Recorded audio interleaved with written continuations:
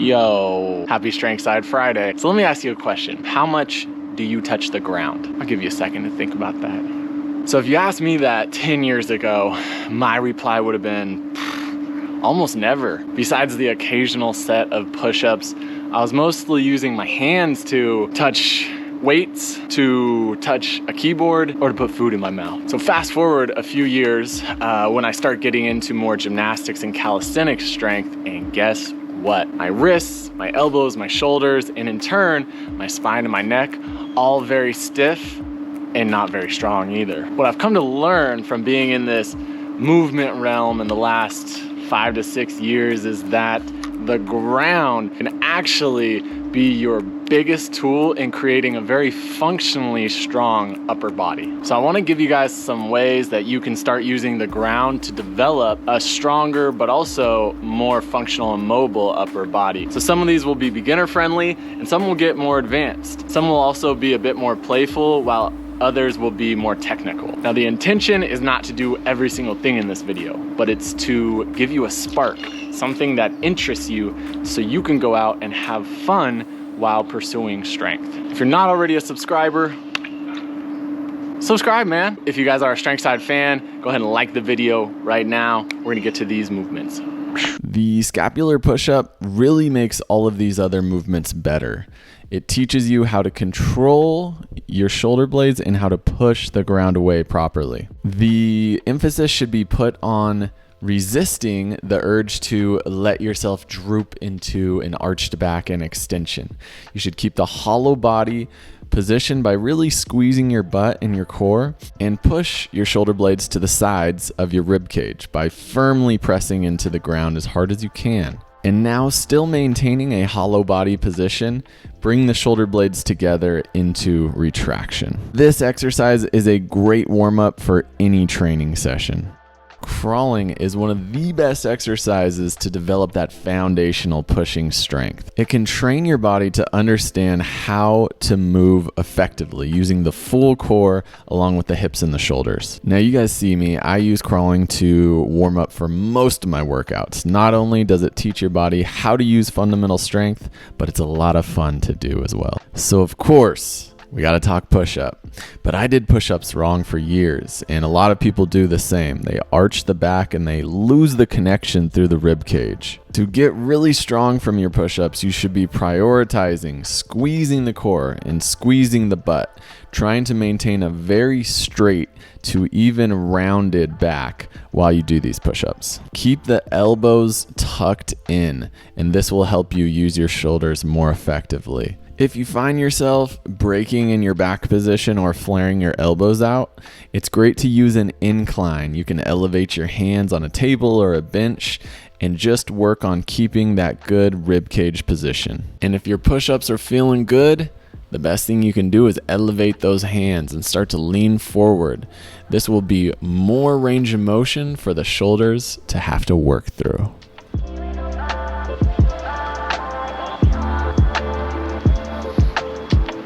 Oh yeah, baby. Woo! So we're taking a quick break to check out some handstand push-ups.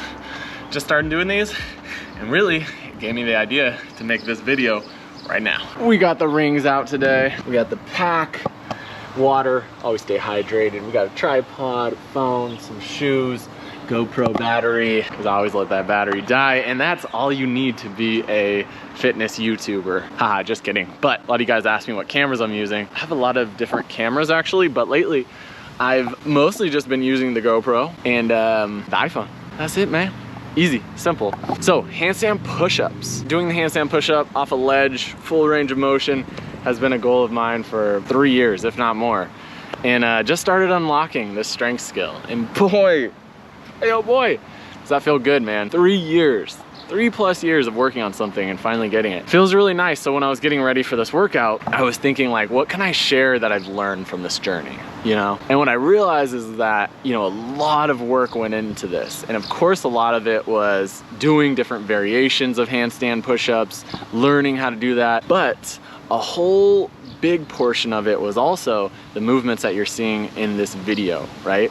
Learning how to interact with the ground and create strength off of the ground in multiple different ranges, right? Not just this one range, but all of this. And I realized like I'm passionate about sharing this because I did things the wrong way. I really just lost all of my shoulder capabilities, and I had to play catch up for the last 4 or 5 years, and it's taken a lot of intentional work, time, and effort to gain back that function and to become strong. So as we get back to the rest of these movements, I'd love to hear from you.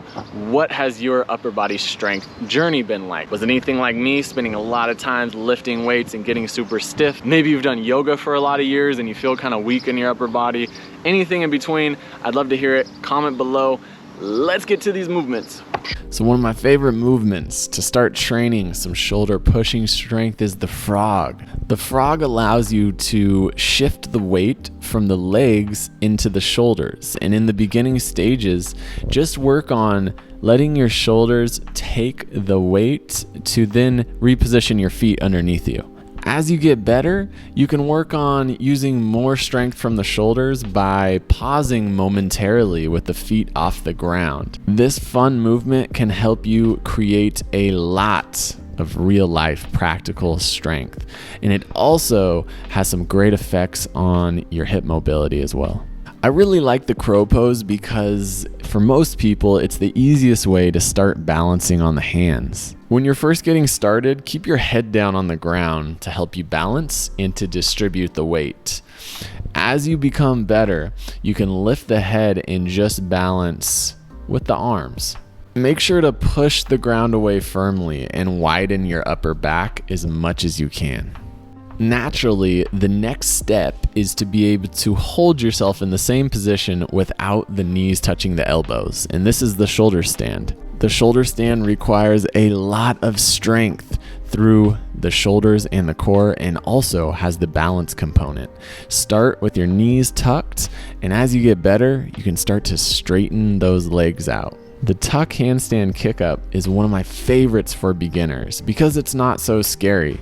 In the beginning, even though you're inverted, you can still keep your feet and hips low to the ground.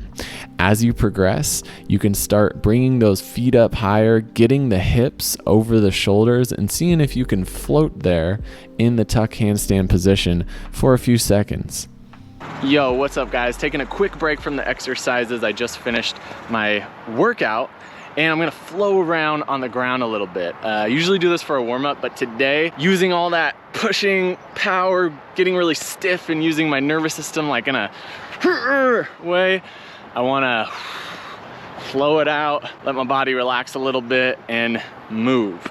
So that's what I'm about to do right now. And also, I wanted to mention, we are very soon to dropping some strength side apparel. We have some really cool designs in the work, a few t-shirts, some shorts, because that's pretty much like the strength side uniform these days. If you're interested in rocking some of this, let me know in the comments below. We're gonna be dropping this very soon. Obviously, we'll let you guys know. I should be rocking some shirts in the videos soon. So before we get back to this exercises, let's flow.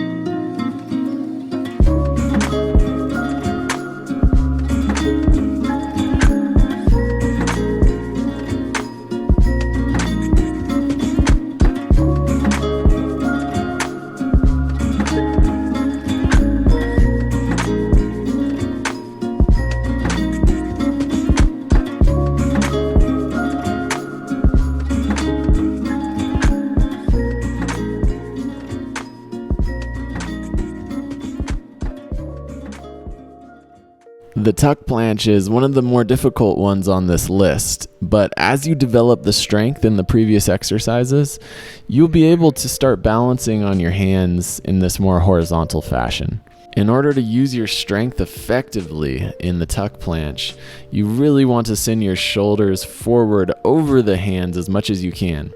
Now tuck the knees and squeeze the core and the rest of the body as tight as you possibly can. I wanted to add a movement that involves pushing behind you, and that's what the crawl switch effectively does. You start in your basic crawl position forward, and then by swooping one leg through and bringing the opposite arm up and around, you end in a crab position with your arms pressing behind you. And what's really cool is you can even start to combine this movement with the jump to tuck handstand. I love the Spiderman Crawl because it allows you to work on pushing the ground in an off-axis way. You're getting a lot of different rotation while you're doing push-ups. Both the crawl switch and the Spiderman Crawl are used in our guided program. If you're interested in getting really good at these movements, then check out guided, link in description. Just finished the workout, grabbed some juice land, decided to stop by this wall right here and do one more thing. As it's starting to rain, I realized this is another great push the floor / wall thing.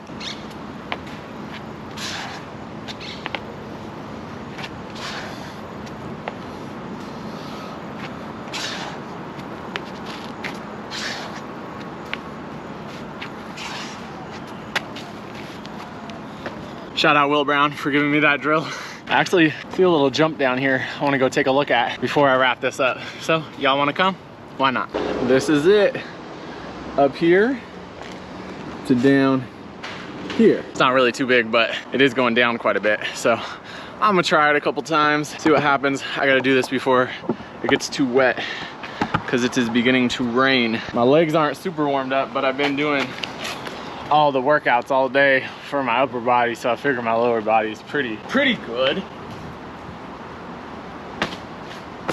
I got my toes on it. Didn't feel that great though. I think I'll try it one more time.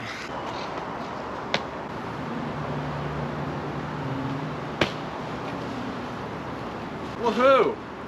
Got it! Hey guys, I got it. Cool, that was fun. About to go pick up Chrissy and Shiloh and go down to the water. I think it's gonna get sunny again. And we just found out Shiloh really likes to swim. So we're gonna take her down there. I saw a couple of trees I might be able to do some flips off of, or at least just jump in the water. So you can stick around and join us if you want to. Okay, we're at Barton Springs in Austin, Texas, and Shiloh is just learning how to swim. And so far, what she loves doing is just swimming from one side to the other side. Here she's coming. Okay, there's some algae so slippery over here. Racing. Oh shit, she's fast. She's headed for the other dog.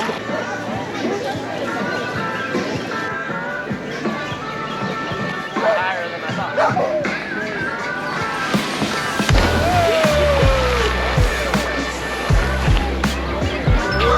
That was crazy. Oh no. Shiloh, what did you think?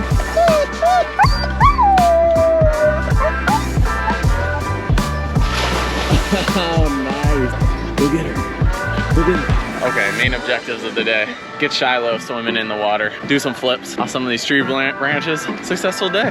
Oh yeah, we got all of those things done. Chrissy got to do the rope swing. You weren't expecting that. You know, when I saw it, I just was like, you know what, we gotta go for it. Yeah, this is a super cool little stream we got here in Austin, Texas. The water looks nice and aqua blue. And good day. Good day. It's gotta hit my head.